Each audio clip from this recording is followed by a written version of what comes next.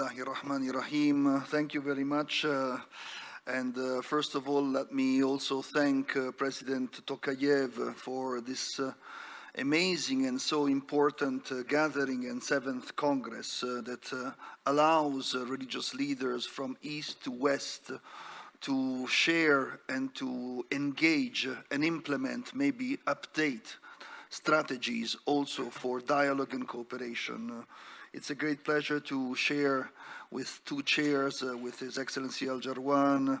We met already several times in the United Arab Emirates, and with my leader, President Azza Karam from Religions for Peace, because I'm also pleased to address and to present also the greetings from Europe, from the European Council of Religious Leaders, ECRL, and as well from the Council of Muslim European Leaders, which has been established recently in Brussels.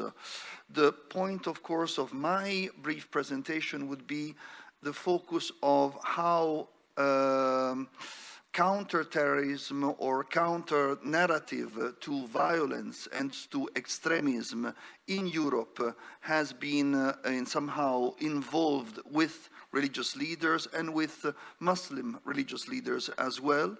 And this probably is something quite important, because as Muslim leaders, as a minority in Europe, we had to probably learn, first of all, how to share a common challenge with other religious leaders of majority communities, or with non-believers, or with secular institutions. So the context is a complexity of challenges in order to frame a joint or a common solution. And one of the, I think, the challenges worldwide would be also to avoid any hijacking of a majority identity against a minority identity. It could be a majority religious community against a minority, or it could be also a non-confessional, I would say, ultra-secular identity that is against any or one specific religious community. So there again you have a challenge where we, as citizens of Europe, but also as believers of Europe, and Muslims in Europe, we try to share this analysis in order to avoid any abuse of religion, any misinterpretation of religion, any apologetic ideological instrumentalization of religion against cohesion and dialogue and cooperation. Again, this conference has as a background the pandemic emergency. So my brief contribution would be only on how, as the pandemic emergency found probably some solutions with an antidote, among the antidote of extremism, terrorism, and ideological narratives, we have interreligious cooperation, but also intra-religious cooperation. And we have to find and be clear on what is this poison that is against life, against sacredness of human beings, and against sacredness of all the complexities and the richness of mankind, and how this poison influences hatred and violence, and uses religion as a so-called ideological or philosophical propaganda. The antidote on one side would be, of course, three main fields. Interreligious cooperation, we have mentioned already. The second would be intra-religious or intra-faith better cooperation. So among our own families, how to manage complexities and not having internal discriminations. And also inter-institutional cooperation, which means how to shape the cooperation between a secular dimension of management, of politics, so to know what is politics in the good and open-minded way, and not to have a demonization of politics, neither to have a politicization of religion. So to link politics and religion without confusing or without misleading one to the other.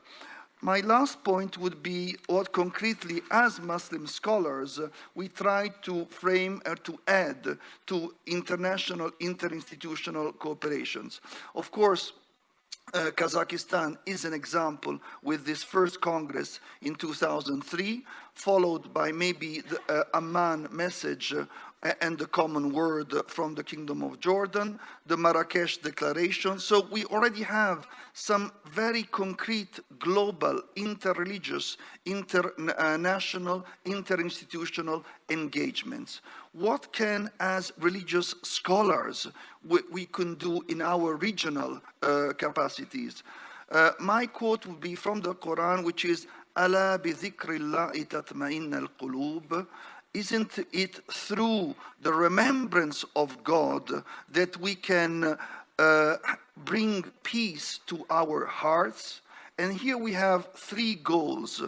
One of the main problems is that through violence or through hatredness, we're actually forgetting the essence and the identity and the reality of God.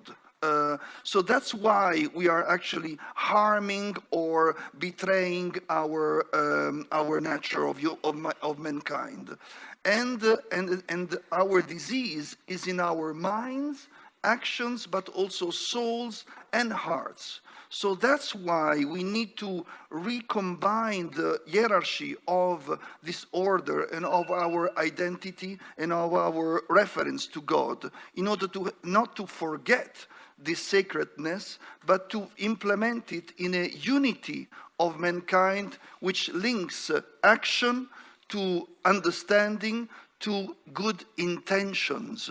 And the intentions start only when they are oriented towards the spiritual center of our sacredness and of God's presence. And the last point would be the question of humanity as a whole. Of course, within the Islamic doctrine, Abdul Karim al-Jili would mention al-insan al-kamil, which is the universal dimension of every single human being.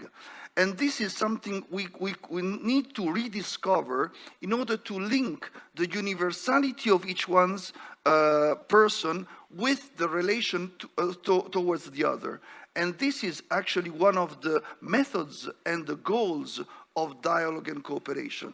We respect and we acknowledge our universal dimension through the universal dimension and cooperation in dialogue with the other.